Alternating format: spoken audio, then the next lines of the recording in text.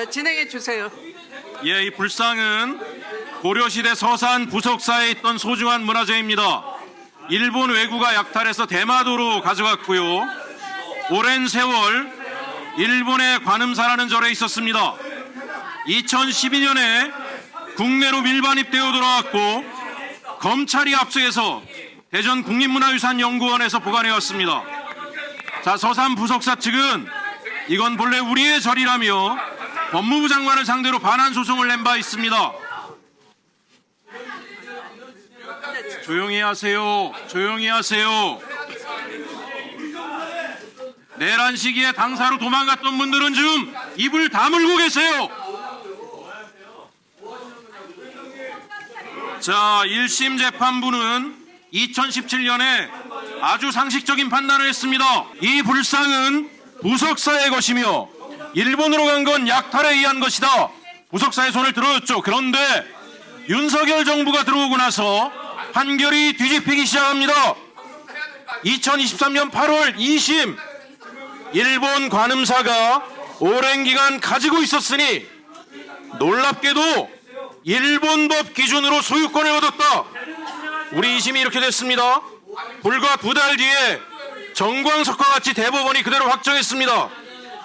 일본은 즉시 이 불상을 자국의 국보로 지정했고 우리는 다시는 되찾을 수 없게 됐습니다. 자, 부석사 주지스님 이렇게 이야기합니다. 재판부 배당 통보를 받은 지 한 달 만에 선고가 내려졌다. 너무 빠른 재판이었다. 대통령실이 불상을 일본에 돌려줘야 한다는 입장을 전했다라고 이야기합니다. 이건 명백히 윤석열 정부의 외압이 있었다는 이야기고 사법부가 권력에 굴복해 일본에 유리한 결론을 내렸다는 것입니다. 사법부의 독립과 공정성은 진즉에 무너진 것입니다. 다음 PPT 보여주세요. 자, 윤 정부는 원래 대법원장으로 유력했던 후보를 굳이 반려했습니다.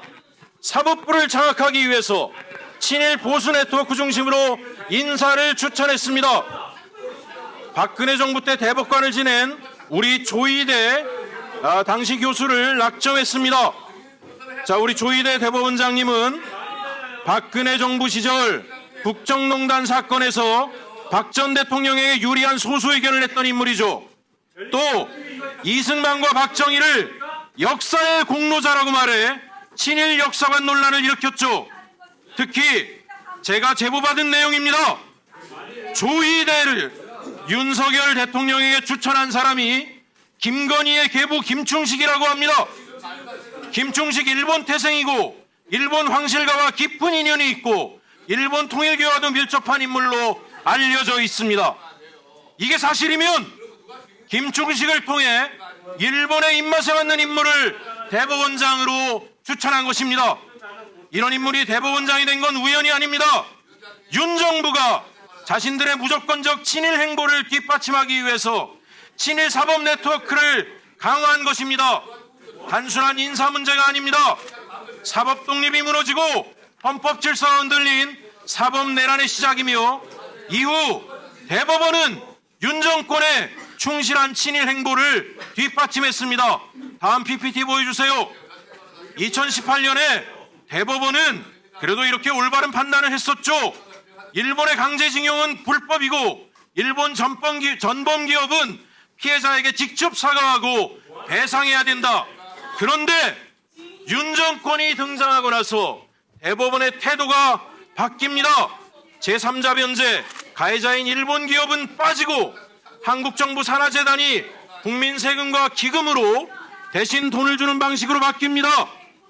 자, 대법원은 이런 정부 입장을 그대로 따르면서 2023년, 2024년 일본 기업을 상대로 한 추가 소송을 모두 기각했습니다. 자꾸 국민의힘 여러분, 제 발언을 방해하니까 시민들이 일본 국민의힘이라고 얘기하잖아요. 그냥 진행. 방해하지 마세요. 그냥 진행하세요. 네. 자, 정부 재단이 돈을 주면 됐으니 일본 기업의 책임은 따질 필요 없다. 자, 2018년 판결은 전범 기업이 직접 사과하고 배상하라고 했는데 23년 판결은 일본 기업은 책임에서 회피할 수 있는 판결을 하였습니다. 이것이 바로 친일 사법의 실체입니다.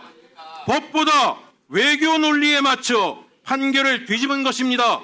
피해자들이 우리 강제징용을 당했던 가족들이 원했던 건 돈이 아니라 책임과 역사의 정의였습니다.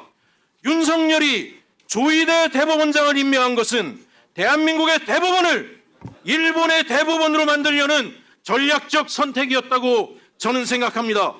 PPT 띄워주세요. 문제는 여기서 끝나지 않습니다. 정권의 이해에 맞게 사법부가 움직인 또 다른 사건을 말씀드릴게요. 김건희가 줄리냐 아니냐, 김건희의 별명이 줄리냐, 이 사건은 1심만 조용하세요. 주진우 의원. 수준 낮아서 못 쓸어주겠어요. 사실입니다. 진짜 수준 낮아요, 정말로. 네?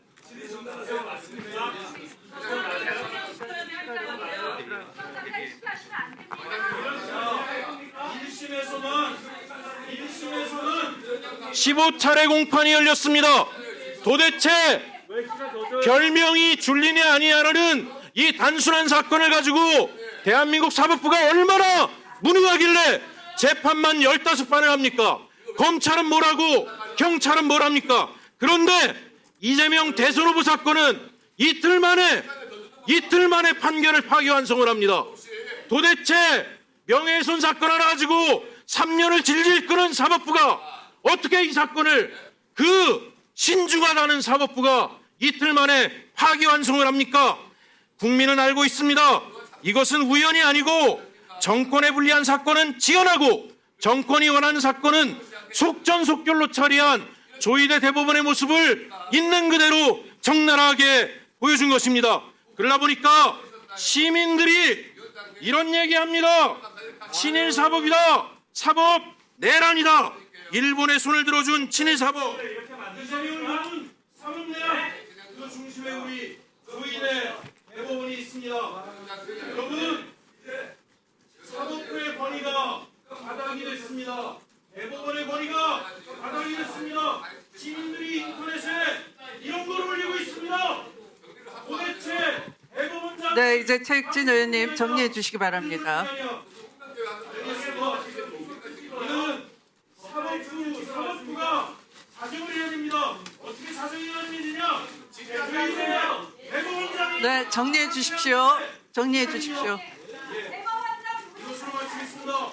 마지막으로 다시 말씀드리지만 네, 최익진 의원님 정리해 주십시오. 회의 상황 해주시기 바랍니다. 정리해 주십시오.